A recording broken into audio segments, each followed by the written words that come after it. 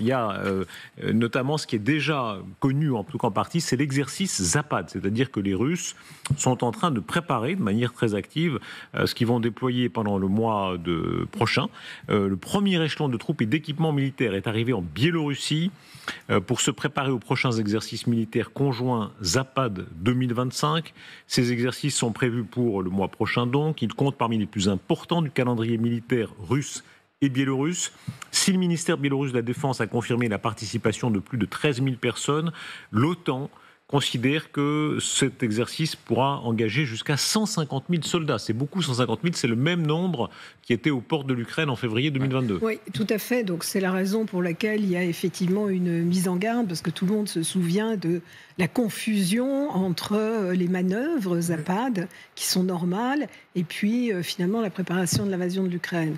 Mais autrement, ce qu'il faut rappeler, c'est que l'exercice Zapad correspond à une région militaire et qu'il a lieu tous les 4 ans par rotation. Il y a des exercices dans la région centre, la région sud et la région est, proche de la Chine, souvent maintenant avec les Chinois, alors qu'avant les Chinois étaient considérés comme les adversaires. Et quand c'est dans d'autres régions, on ne s'inquiète pas. Oui, mais Madame vous demandiez... Attendez, Madame, vous dites ça parce que vous êtes paisiblement avec nous à Paris, etc. Mais là, imaginons le même plateau à Vilnius...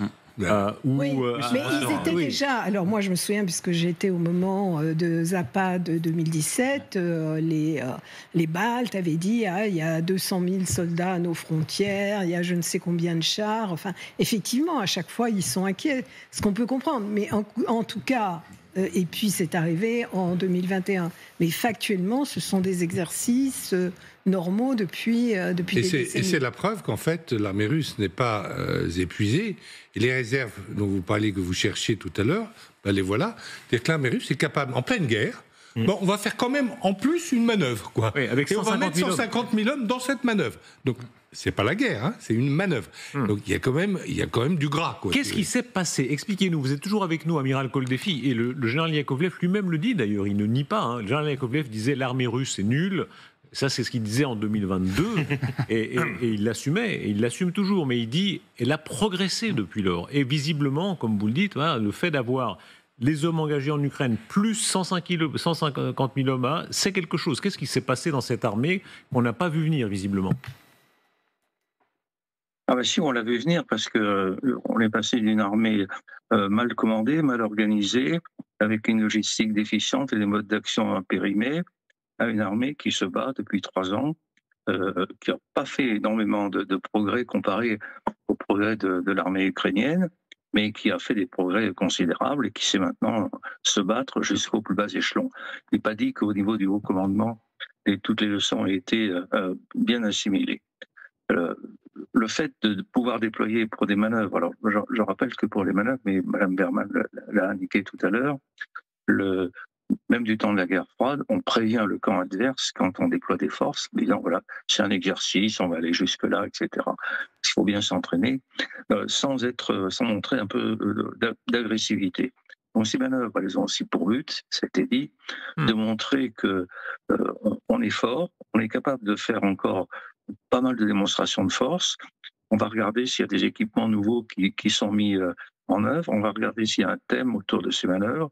Ça peut être la reconquête d'un territoire, ça peut être, il y a différents types de manœuvres. Les observateurs qui seront là pourront essayer de déduire de ces manœuvres quelles sont les intentions de l'armée russe et de Poutine. Mais pour revenir à la discussion à laquelle je n'ai pas participé, Poutine a envie d'envahir toute l'Ukraine. Il ne bougera pas d'un millimètre. Et c'est tout l'enjeu, là. Même s'il y a un cessez-le-feu, il voudra avoir toute l'Ukraine. Il faut bien qu'on se mette ça tous dans la tête. Alors moi, je ne pense pas qu'il veuille envahir toute l'Ukraine. Ce qu'il espère, c'est qu'il y ait un changement de gouvernement et qu'il puisse mettre un homme à sa main. Mais il ne va pas militairement envahir toute l'Ukraine. Encore une fois, j'ai cité plusieurs fois l'Institut d'études de la guerre qui dit qu'il lui faudrait 83 ans. Non. Donc je ne pense pas qu'il... Pardonnez-moi, c'était l'objectif quand il est allé sur Kiev. Hein. Non. Mais non, pas du tout. Non. Mais non. Oui, faire tomber le régime, faire tomber le régime il pensait qu'il n'y aurait pas de résistance. Il s'est trompé à cet égard, mais c'était pas d'occuper militairement toute l'Ukraine. Et là, je ne pense pas que ce soit son objectif. À partir du moment où il était à Kiev, je ne sais plus ce qui se serait passé. Sincèrement, stratégiquement, je ne vois pas ce qui serait passé d'autre. Le pouvoir serait tombé et il aurait mis ce que vous dites. Il aurait mis un fantoche à la place. Ils ont publié à l'époque des documents, notamment sur TASS et RIA Novosti, qui disaient qu'ils allaient presque annexer dans les faits toute l'Ukraine en désukrainisant l'intégralité de l'Ukraine. Ils ne voulaient pas l'occuper effectivement en entier, mais ils voulaient la fasciser tout simplement. Ils l'avaient dit eux-mêmes à l'époque. Quand on regarde la carte en main, où on parlait des Baltes tout à l'heure et de l'inquiétude effectivement de voir une armée de 150 000 hommes à leur porte, quand même le point de comparaison, il y en avait 150 000 aux portes de l'Ukraine en février 2022, ils sont entrés. Là, on est aux portes de l'OTAN. Cette fois, c'est une grande différence. Mais enfin, quand même, les pays baltes, petits pays avec 150 000 hommes qui seront là, en Biélorussie, aux portes vraiment sous leur nez. Et on comprend qu'il y a une inquiétude des Baltes. Absolument. Et des Européens. J'étais dans une base militaire estonienne. Pardon, allez-y. J'étais dans une base militaire estonienne justement en juin, et ils avaient remarqué quelque chose, c'est que dans la région de Pskov, donc qui est vraiment une grande ville à proximité des frontières estoniennes, il y a par exemple un renforcement qui est vu par satellite des dispositifs militaires russes, aussi bien en termes d'hommes en casernement que de moyens militaires. Et ils renforcent quoi? Par exemple, les Russes dans cette région, ils renforcent des moyens de frappe en masse. C'est-à-dire que demain, s'il devait y avoir un scénario de guerre, les Estoniens ou les Lettons, par exemple, se préparent à l'idée que les Russes les pillonnent en masse, parce que vous n'aurez pas la défense aérienne que vous avez dans ces pays, qu'on retrouve en Ukraine. Et une dernière chose, c'est que, certes, la réalité est que les journaux estoniens ne s'attendent pas aujourd'hui à être envahis par l'exercice Zapad 2025. Mais ce qu'ils disent, c'est qu'il y a des créations de nouveaux régiments qui sont préparés du conflit dit peer-to-peer, pour reprendre la terminologie de l'OTAN, c'est-à-dire de faire face, non pas à l'Ukraine, mais de faire face à nous, et qu'il y a une armée aujourd'hui dont les modes d'entraînement, dont les scénarios d'entraînement sont préparés contre les Baltes. Et la hantise, en fait, des pays baltes, c'est d'abord qu'ils savent évidemment que face à l'armée russe, qui est nombreuse et qui maintenant est aguerrie et bien organisée, ce n'était pas le cas en 2022, ils risquent de ne pas être capables de tenir.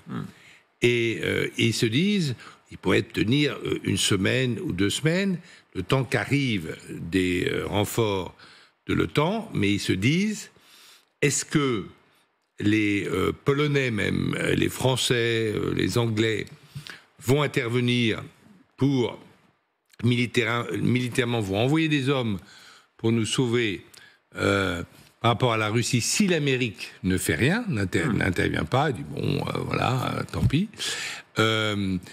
Eh bien, ils ont des doutes, ils sont sceptiques, et ils se souviennent, par exemple, que la Pologne était l'allié de 2 grandes puissances militaires qui avaient gagné la Première Guerre mondiale, la Grande-Bretagne et la France, qui sont entrés en guerre pour l'indépendance de la Pologne en septembre 1939, qui avait été agressée par les Allemands et les Russes d'ailleurs, dans un accord commun. Eh bien, finalement, 8 mois plus tard, ni la France ni l'Angleterre n'avaient strictement rien fait de militaire contre l'Allemagne. Et donc, c'est ça l'inquiétude des Baltes, c'est-à-dire est-ce que l'article 5 de l'OTAN jouerait vraiment en notre faveur? Ils sont beaucoup moins sûrs. Quelles sont les intentions effectivement des Russes? On va faire entrer une personne qui connaît bien la culture russe, la société russe. Macha Merrill, vous allez nous rejoindre, vous allez compléter la discussion. Voilà une entrée de théâtre. Regardez Macha Merrill, elle en a fait des entrées de théâtre. Bonsoir Macha Merrill. La belle robe. Bonsoir. Merci beaucoup d'être là. Bonsoir Renaud. Bonsoir. Je salue ceux que je connais. Sylvie. Asseyez-vous Macha Merrill. Vous êtes magnifique. Mais c'est vous qui êtes magnifique. Petit fil blanc qui commence. Bah oui. Vous allez être splendide. Voilà. Vous serez entièrement blanc. Voilà, 58 ans. Alors n'ayez pas peur. Merci beaucoup, Macha Merrill. Vous avez l'œil. Alors, voulez-vous que je vous dise Oui, dites-nous. Ce que Poutine va dire à Trump vendredi. Parfait, allez-y. Il va lui très peu parler de guerre, d'armée, etc. Il va parler de business, de pétrole. Mais il va surtout lui dire, ces Ukrainiens-là, ce sont des suppôts de l'Europe. Et puis surtout, ce sont des wokistes. Sachant très bien que Trump, c'est sa bête noire. Et il va dire même pire, il va dire, tu comprends, ce sont des faux wokistes, parce que ce sont des imitateurs. Les vrais wokistes, ils sont chez toi. Tandis que ceux-là, ils copient, ils sont même pas très bons. Il a tort, parce que le wokisme est d'origine française. Bourdieu et Derrida, c'est les nôtres qui ont créé le wokisme. Mais enfin, et donc, il va, comme l'autre est un peu bas de plafond quand même, il va se laisser embobiner, il va être irrité par cette idée que les Ukrainiens incarnent le péché terrible. Il va réfléchir, il va mettre 3 jours avant de comprendre que l'autre l'a roulé dans la farine, et il changera encore d'avis. Donc il ne se passera rien.